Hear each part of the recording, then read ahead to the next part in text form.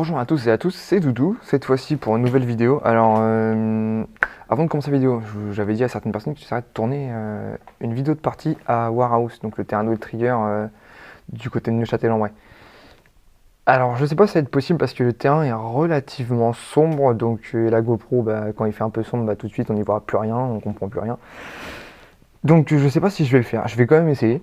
Si le rendu est assez correct, je la diffuserai quand même. S'il n'y a aucun intérêt à la diffuser, je la diffuserai pas, sauf vraiment si vous me le demandez. Donc aujourd'hui, je disais une review. Alors aujourd'hui, une review d'une réplique assez récente, le GG-G14. Donc fabriqué par GG, donc une entreprise allemande, et redistribué par Siberian. Donc voilà. Donc on va passer aux caractéristiques extérieures. Donc la réplique est en full ABS, entièrement. Même la queue de détente, tout, même le levier d'armement est en ABS.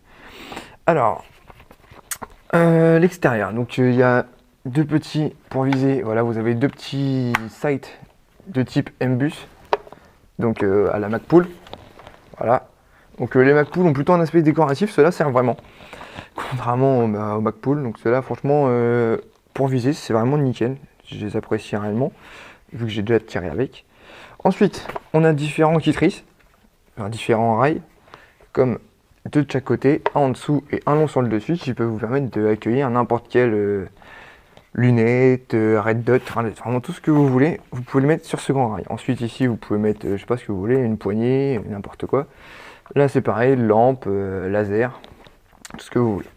Alors, l'avantage de cette réplique c'est vraiment qu'elle est hyper ergonomique, et en plus d'être ergonomique, elle est totalement ambidextre. Le sélecteur se trouve des deux côtés, donc voilà, de chaque côté. Et le levier d'armement, je vous fais par-dessus, voilà. Juste en appuyant dessus, il va changer de côté. Donc voilà, hop, voilà.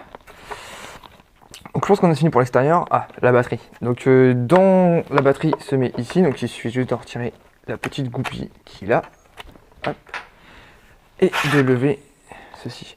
Alors comme vous voyez, il y a de la place. Vous pouvez quasiment mettre n'importe quelle batterie, absolument n'importe quelle batterie dans ce garde-main, ce qui est assez pratique contrairement aux autres, à certaines répliques comme la mienne par exemple. Donc je mets mes batteries dans la crosse et je peux pas mettre de tout, donc ce qui est un peu gênant parfois.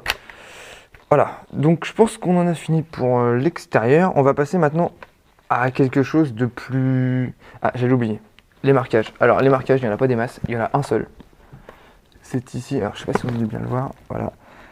C'est écrit GG-G14, c'est tout. C'est le seul marquage sur la réplique qu'il y a d'apparent. La crosse est réglable sur 5 positions. Donc voilà. Ce qui est pratique, mais bon, une fois qu'elle est réglée, elle est réglée. Voilà, donc on est fini. Tout est en ABS, sauf le hooter barrel. Donc voilà. On va parler un peu plus du chargeur. Alors, le chargeur. Donc déjà, il a un très beau design. Un chargeur type G36, comme on en voit très souvent. Avec les douilles, tout ça, le feu ressort dans le fond. Le problème de ce chargeur, c'est qu'il est fabriqué par GG et que tous les chargeurs ne rentrent pas dans la réplique. Il faut vraiment prendre leur chargeur GG. Alors, celui-là, c'est un chargeur 45 coups qui est vendu avec la réplique. 45 coups, c'est vite fait, donc il vaut mieux acheter d'autres chargeurs avec. Sinon, vous allez très vite vous retrouver à court et recharger avec un bibeloader sur le terrain. C'est chiant. Donc voilà, il y a seulement 45 coups, c'est dommage pour une réplique de type d'assaut, c'est pas un sniper. Donc voilà, je pense qu'on en a fini pour ce chargeur. Ah oui, tous les chargeurs ne rentrent pas, je vous l'ai déjà dit, mais achetez vraiment, si jamais vous achetez la réplique, achetez vraiment les GG ou testez-les avant de les acheter. C'est ce qu'il y a de mieux et de plus sûr, parce que certains chargeurs, les autres chargeurs de G36 rentrent, les billes vont monter, mais ils vont pas tenir. Dès que vous allez secouer un peu la réplique, le chargeur va tomber. Donc c'est pas pratique. Ensuite, on va passer sur le sélecteur de tir. Donc je vous ai fait voir qu'il était de chaque côté de la réplique. Maintenant, ce que vous avez peut-être pas vu, c'est qu'il n'y a pas que deux modes de tir sur la plupart, comme sur la plupart des répliques, il y en a 3. Voilà. Donc, c'est parce que la réplique est équipée d'un Mossfeld intérieur, comme type AFCU, comme le Scorpion. Donc le sélecteur, 3 positions, pour la simple et bonne raison qu'il y a le tir en semi, le burst 2 coups, et le full automatique. Plus la sécurité, mais bon, c'est pas vraiment un mode de tir. Donc voilà, donc le problème de ce sélecteur, c'est que du fait d'avoir mis autant de modes de tir sur un tout petit angle, ça le rend vraiment hasardeux, quoi. Si vous voulez switcher de mode de tir sans en partie, genre sans regarder, et bah, ça devient assez compliqué du fait que voilà, vous avez vite fait de faire un écart en plus. Voilà. Donc maintenant on va passer au plus et au moins. Donc les plus, on a l'ergonomie, qui est vraiment juste génial, avec ces petits picots sur la poignée qui permet vraiment de bien maintenir la réplique, c'est pas gênant. C'est un peu comme sur les Phoenix 45, dessus il y a des picots et c'est vraiment pas gênant. Le MOSFET interne, qui est franchement au top, génial, j'en ai installé un dans ma M4 personnelle et franchement ça marche juste génial. La légèreté, seulement 2,8 kg et bah, grâce à son ergonomie on les ressent pas du tout. Ensuite, un autre avantage, la compatibilité des pièces de rechange. Genre, bah, vous pouvez quasiment tout remplacer par des pièces de G36, sauf le switch, bien sûr. Voilà. Après, les problèmes. Alors, les problèmes, bah, déjà, on a le fait que ce soit que de l'ABS. Que de l'ABS, même la queue de détente est en ABS. Et un peu light, au passage. La queue de détente, voilà, on n'a vraiment pas l'impression d'avoir de la résistance dessus. Le sélecteur, qui est hasardeux. Voilà, comme je vous ai fait voir, qui est vraiment très hasardeux. Et le chargeur, seulement 45 coups qui est vendu avec les répliques. Je trouve ça un peu dommage. Donc voilà. Donc dans la suite de cette review, vous allez voir le test au chronie, le test de tir sur 25 mètres. Bon allez, je vous laisse passer au test chronie. Passage au chronie du GG14 à la bise 0,20 g Taniokova.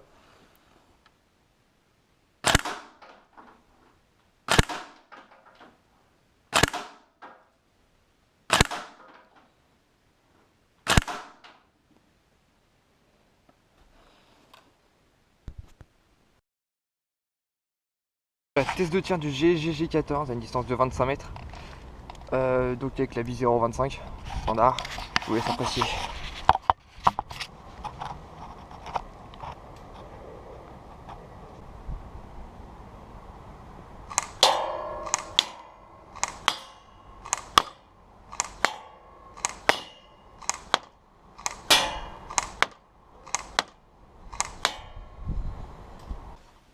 Donc, la débrief de cette séance de tir.